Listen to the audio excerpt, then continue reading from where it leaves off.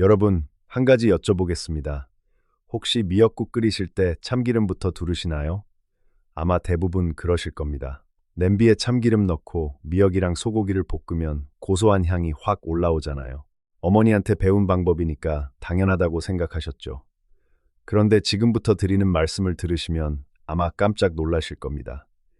그 방법이 1급 발암 물질을 만들고 있었습니다. 매일 가족에게 끓여주시는 그 미역국 안에서요. 국제암연구기관이 지정한 1급 발암 물질이 냄비 안에서 만들어지고 있다는 뜻입니다. 더 충격적인 사실이 있습니다. 미역과 절대 함께 드시면 안 되는 음식을 대부분의 분들이 매일 함께 드시고 계십니다.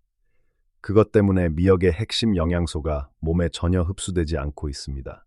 뼈를 위해서 드시는 미역이 뼈에 아무 도움이 안 되고 있었던 거예요. 어떻게 설명드릴까요? 쉽게 말씀드리면 이렇습니다. 미역은 정말 놀라운 식품입니다. 우리 선조들이 괜히 생일마다 미역국을 끓인 게 아닙니다. 출산 후에 기력 회복용으로 먹은 것도 다 과학적 근거가 있습니다. 그런데 문제는 먹는 방법에 있습니다. 방법이 잘못되면 약이 독이 됩니다. 오늘 그 진실을 하나하나 알려드리겠습니다. 잘못된 조합 5가지와 효능을 극대화하는 올바른 조합 3가지입니다. 그런데 잘못된 조합을 알려드리기 전에 미역이 왜 이렇게 대단한 식품인지 먼저 아셔야 합니다. 이걸 모르시면 왜 조합이 중요한지 이해가 안 됩니다. 핵심만 빠르게 짚어드릴게요. 미역에는 크게 5가지 핵심 성분이 들어있습니다. 첫째, 알긴산입니다. 미역을 만지면 미끄러운 그 점질 부분이에요. 이 알긴산이 우리 몸속 중금속과 독소를 끈끈하게 붙잡아서 대변으로 내보냅니다. 미세먼지를 통해 들어오는 카드뮴, 납 같은 중금속을 배출해줍니다. 한 연구에서 알긴산을 꾸준히 섭취한 그룹은 체내 중금속 축적량이 68%나 낮았습니다. 또 나쁜 콜레스테롤도 붙잡아서 장으로 배출합니다. 혈관 속 물때를 청소해주는 청소부라고 보시면 됩니다. 둘째, 칼슘입니다. 놀라운 사실이 있습니다. 생미역 100개, 칼슘이 149mg 들어있습니다. 우유 100ml에는 118mg예요. 미역이 우유보다 칼슘이 26%나 더 많습니다. 50대 이후 여성분들께 특히 중요합니다.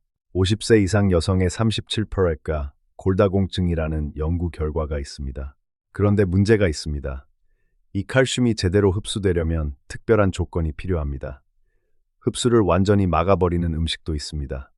이게 바로 오늘 핵심입니다. 셋째, 식이섬유입니다. 수용성과 불용성 식이섬유가 모두 풍부합니다. 밥보다 먼저 미역국을 드시면 금방 배가 부르죠. 식이섬유가 위장에서 수십 배로 불어나기 때문입니다. 또 장 속 유익균의 먹이가 되어서 변비 해소, 면역력 향상에 도움이 됩니다. 넷째, 푸코잔틴입니다. 미역의 갈색 색소 성분인데요. 이 성분이 최근 연구에서 크게 주목받고 있습니다. 혈당 조절에 탁월한 효과가 있습니다. 한 대학교 연구팀이 12주간 임상시험을 진행했는데요. 푸코잔틴을 꾸준히 섭취한 그룹은 혈당 수치가 18% 낮아졌습니다. 그런데 이게 전부가 아닙니다. 여기서 새로운 사실을 하나 알려드리겠습니다.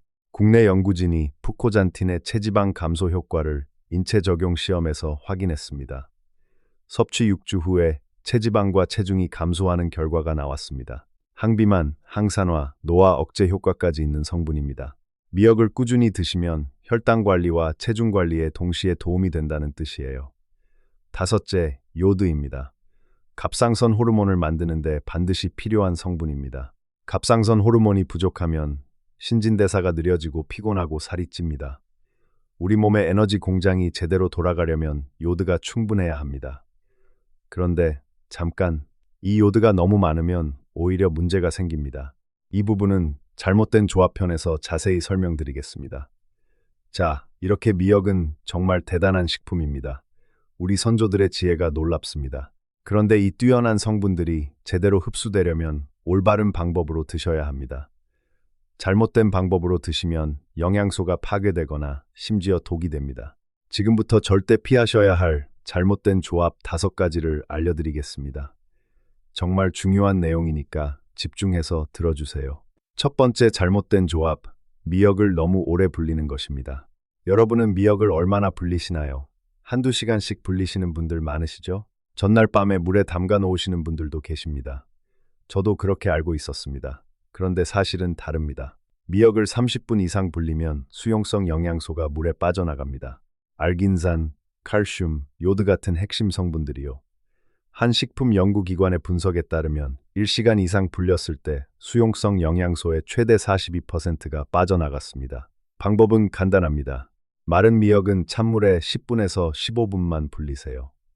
그리고 불린 물은 버리지 마시고 국물에 사용하시면 빠져나간 영양소를 그대로 섭취할 수 있습니다.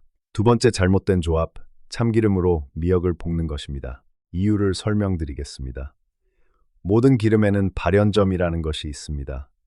기름이 연기를 내기 시작하는 온도예요.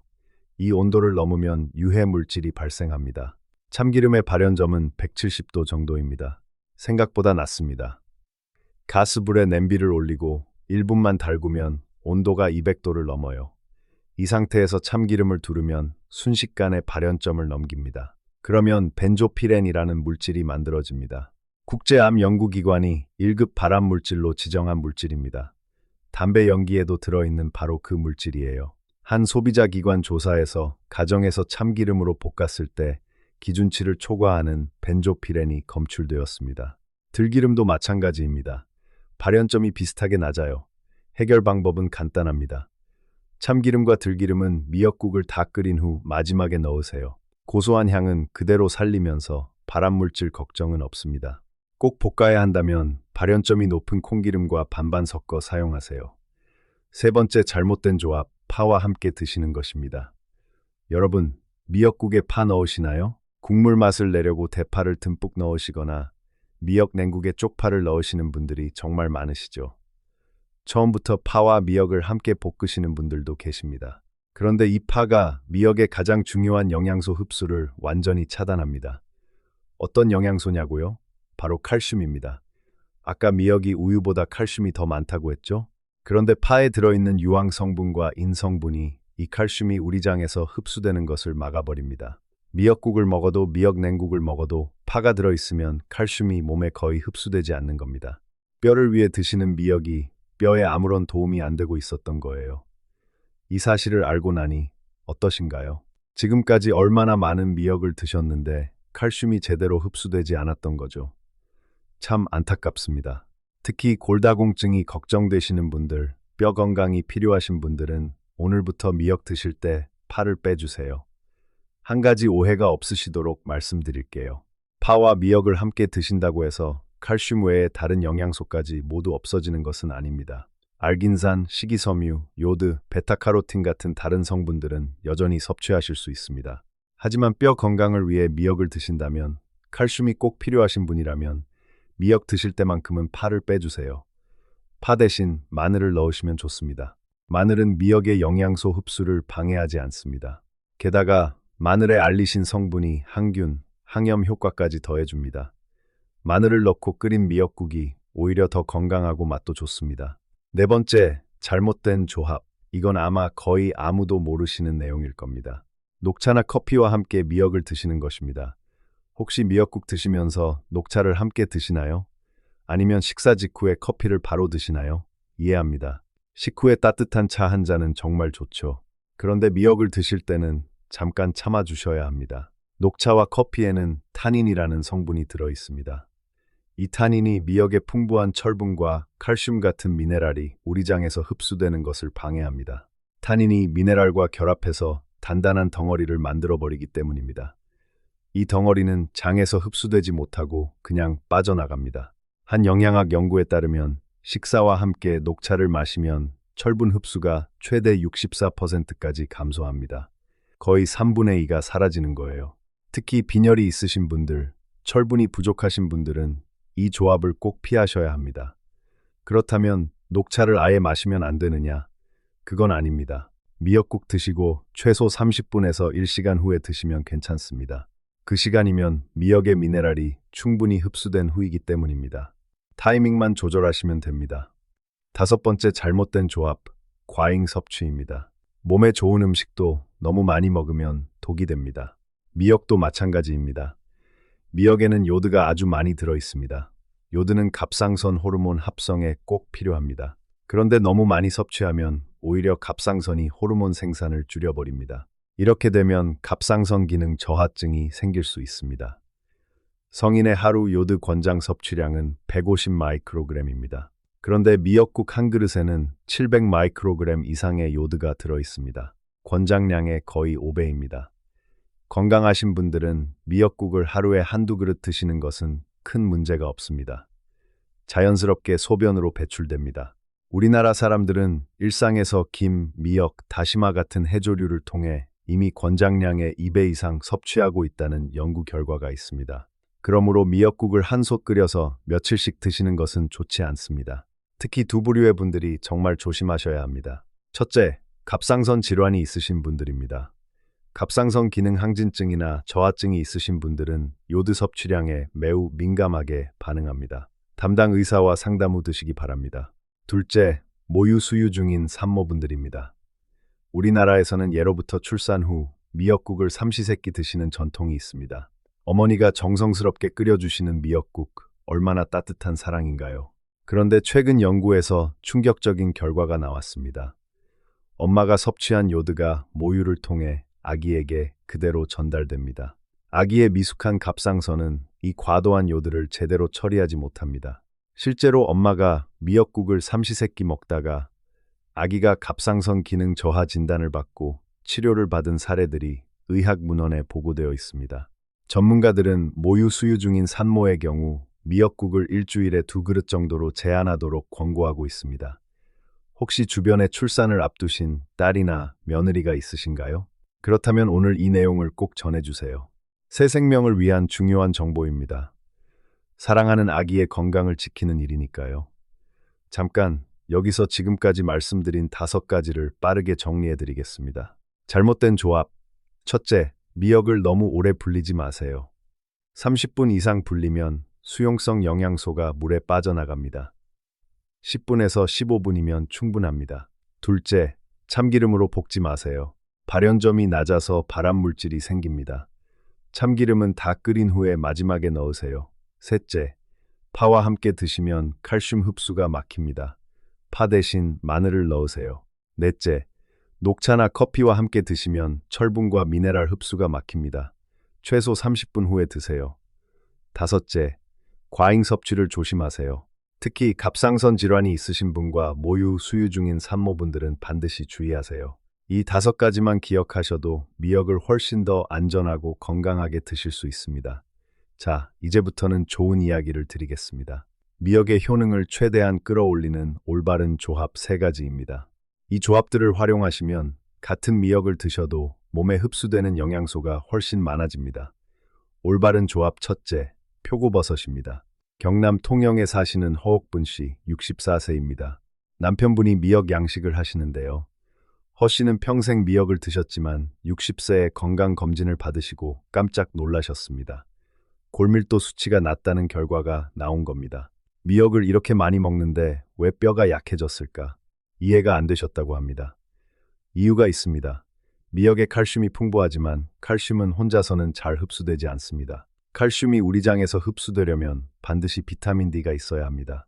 마치 집 열쇠가 있어도 자물쇠가 없으면 문을 열 수 없는 것과 같습니다. 칼슘은 열쇠이고 비타민 D는 자물쇠입니다.